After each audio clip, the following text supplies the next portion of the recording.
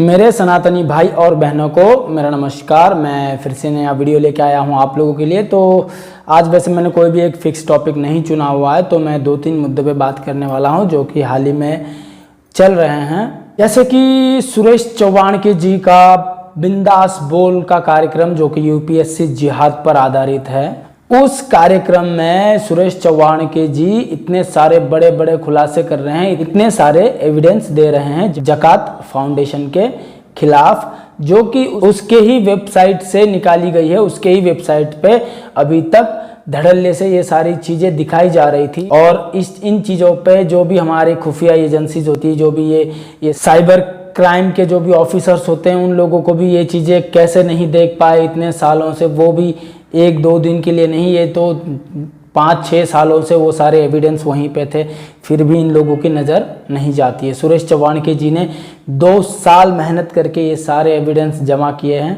और आज वो उन्होंने 3 एपिसोड कर चुके हैं। जब ये वीडियो आएगा शायद 4 एपिसोड कर चुके होंगे, तो 4 एपिसोड कर चुके हैं। आप लोग पूरे एपिसोड देखिए और मेरे डिस्क्रिप्शन में नीचे जाके आप लोग उस लिंक पे जाके पुराने से लेके शुरू से लेके 1 से लेके जितने तक उनके एपिसोड चलेंगे वो सारे एपिसोड को देखिए और तब आप लोगों को समझ आएगा कि ये ज़कात फाउंडेशन क्या है। तो आप लोग पूरे वीडियोस देख के एनालिसिस कीजिए कि ज़कात फाउंडेशन का कितना आतंकवादी गतिविधियों में हाथ रहा है। हमारे ही देश के अंदर फाउंडेशन बना के वो लोग हमारे ही देश पे फिर से कब्जा करने की तैयारी कर रहे हैं।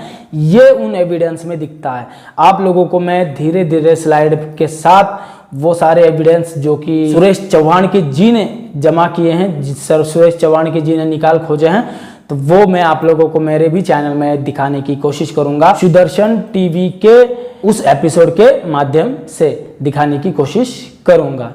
तो आप लोग देखिए। और आप लोगों को बता दूं 3 दिन 4 दिन इस शो को शुरू हो चुके हैं, फिर भी इस बात पे हमारी सरकार, हमारी सुरक्षा एजेंसियां, सारे के सारे संगठन, सब लोग ये शो देखने के बाद भी, ये शो में इतने सारे खुलासे होने के बाद भी पता नहीं क्यों कुछ भी बोलने से परहेज कर रहे हैं इस चीज के बारे में। या तो सुरेश चौहान जी के जो भी दावे हैं उन चीजों को खारिज कर दो कि ये चीजें सही नहीं है, ये सारी चीजें गलत है, या फिर ये बता दो कि इन चीजों में अभी तक जांच हो क्यों नहीं रही है, जबकि 4 दिन हो चुके हैं और सभी एविडेंस उनके ही फाउंडेशन के वेबसाइट से निकाले गए हैं। वो कहीं पे एडिटेड एविडेंस नहीं है। फिर भी हमारी सरकार, हमारी जो देश की सुरक्षा के लिए है सुरक्षा एजेंसियां, वो सब खामोश क्यों है, जबकि उनको पता चल गया है कि अब तो ये बात पूरी सामने रखी गई है। तो फिर भी हमारे सरकार की, हमारे सुरक्षा एजेंसियों की खामोशी हमें बताती है कि ये षड्यंत्र इतना छोटा भी नहीं है जितना हम लोग देख रहे हैं। कि सुरेश चौहान जी बता ही रहे हैं कि ये जो साजिश है ये इतनी छोटी नहीं है कि ज़कात फाउंडेशन तक सीमित नहीं है। ये हमारे भारत देश में जितने भी मुस्लिम संगठन है, जैसे PFI हो गया और ऐसे कई संगठन है जिनका हाथ हमारे ही देश में होने वाले आतंकी गतिविधियों में सामने आते हैं। और आज हमारी सरकार, हमारा सुरक्षा एजेंसी जब इस चीज पे गौर नहीं कर रहा है, तब कहीं ना कहीं शक हमारे सरकार पे, हमारे सुरक्षा एजेंसियों पे भी होती है। क्योंकि इतना सब कुछ खुले आम होते हुए भी ये लोग इतने दिन तक तो खामोश थे। हम लोग मानते हैं, चलो अगर इन लोगों ने नहीं भी देखा होगा, लेकिन आज सुरेश चौहान जी जब सबके सामने ला रहे हैं, तो फिर इसमें आप लोगों को खामोश रहने वाली कौन सी बात है? आप लोगों को कौन सी बात है जो उनकी समझ नहीं आ रही है? वो इतने आसान भाषा में समझा रहे हैं अपने शो के माध्यम से और इतने आसान भाषा में लोगों तक पहुंचाने की कोशिश कर रहे हैं। तो फिर क्यों सरकार को ये सारी चीजें नहीं दिखाई देती है? तो ये तो हुई सरकार की बात। अब आम जनता की बात कहना चाहता हूं कि हमारी जो आम जनता है, उन लोगों ने भी ये वीडियोस को अच्छे से देखना चाहिए और उन चीज़ों को समझना चाहिए।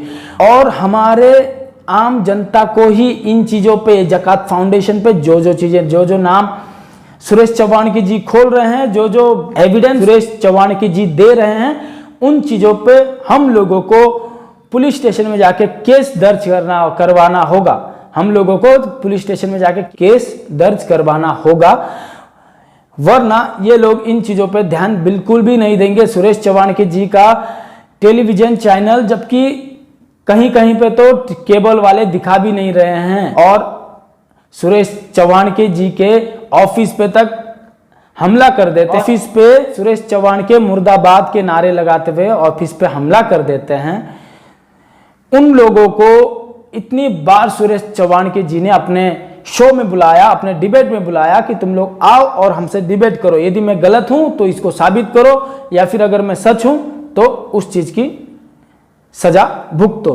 तो फिर भी उनमें से कोई भी एक छोटा सा उनका प्यादा तक वहां पे आके बैठने के लिए तैयार नहीं है।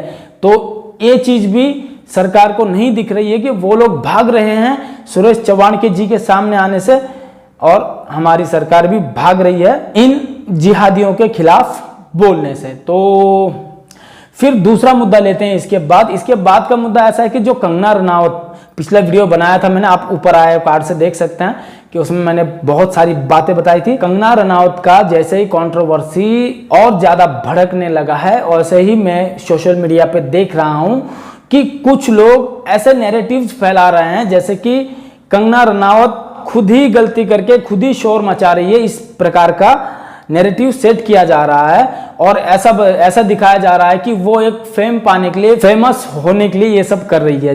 और ये सारी चीजें जैसे जब वो लोग एनालिसिस करके आप लोगों को बताते हैं तो आप लोग उनकी बातें सुन के, उनके आप शब्दों के जाल में फंस जाते हैं, और उनके बातें सुन के आप लोग वो जो भी कहते हैं उस पर सिर हिलाने पे मजबूर हो जाते हो, क्योंकि उनके शब्दों के जाल ही कुछ इस तरह से होते हैं। तो वो लोग क्या कर रहे हैं कि वो लोग कंगना रनावत को लोगों के सामने एक तरफ से वो लोग बुरा दिखा रहे हैं, और एक तरफ से जो हमारे जैसे लोग हैं जो कंगना रनावत की राष्ट्रवादी विचारधारा से सहमति रखते हैं, राष्ट्रवादी विचारधारा को सपोर्ट करते हैं, तो हम जैसे लोग भी उसके बारे में अच्छी बातें बता रहे हैं, उसके कंगना रनावत की सारी जो अच्छे काम कर रही है वो चीजें बता रहे हैं। तो एक तरफ वो लोग हैं जो लोग कंगना रनावत के हर बात को नेगेटिविटी के साथ आपको बताते हैं, पुराने जो भी उसके इंटरव्यू है वो दिखाते हैं और बताते हैं कि उसकी पहले सोच ऐसी थी, आज ऐसी सोच है।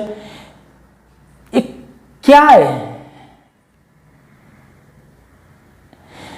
अगर तुम लोग उस इंसान को ऐसे नहीं हरा पाए मैदान में लड़के, तो अब तुम पीछे से वार करोगे, उसके लिए ऐसा नैरेटिव सेट करोगे कि लोगों के सामने उसको गलत दिखाओ, और जो आज उस पर अत्याचार कर रहे हैं उन लोगों को अच्छा दिखाओ।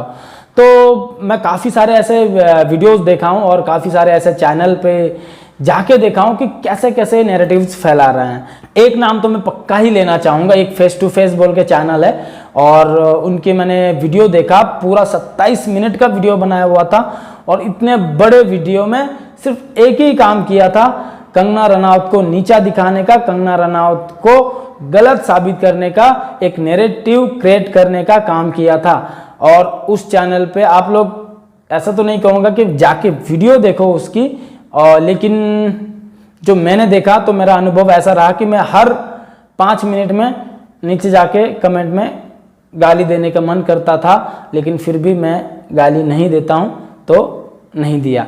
तो चलो इस वीडियो को यहीं पे ख़त्म करते हैं और फिर मिलेंगे अगले वीडियो में। अगर यह वीडियो आपको पसंद आया है तो लाइक करें, नीचे कमेंट करें और सब्सक्राइब करके घंटी बजाना ना भूलें, ताकि मेरे आने वाला अगला वीडियो आपको जल्द से जल्द मिले। फिर मिलते हैं। जय श्री राम, हर हर महादेव। हिंदू भाइयों, शेर बनो, जवाब दो। ना शेर बन सको तो शेयर करो, दबा के शेयर करो।